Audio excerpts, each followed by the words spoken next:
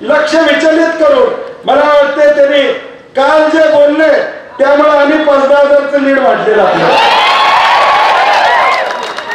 म्हणजे जसं बोलतील तिकडे एक विद्वान खासदार राज्यसभेच्या महिलांच्यावर बोलले कोल्हापुरात. ते आमच्या महिलांची बद्दल फिक्स झाली. जिल्ह्यातली महिलांनी ठरवून टाकलं की भाजप, शिंदे गट आणि अजित पवार यांना मत आम्ही देणार. हा पक्का निर्णय या जिल्ह्यातल्या सगळ्या माता भगिनींनी त्या ठिकाणी घेतला. पक्का निर्णय घेतला.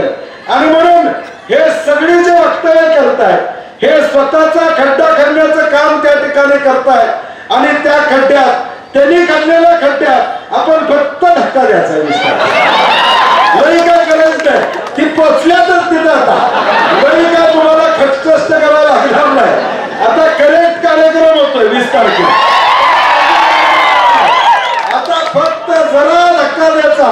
परफेक्ट कार्यक्रम होतोय. काय अडचण करायचं काम नाही. आता प्रचार चांगला झालेला, हलगी जोरात वाटलेल्या, काय आता काळजी करायचं काम नाही. या मतदारसंघामध्ये 20 तारखेला मतदान होणार आणि 23 तारखेला राहुल पाटील आमदार होणार.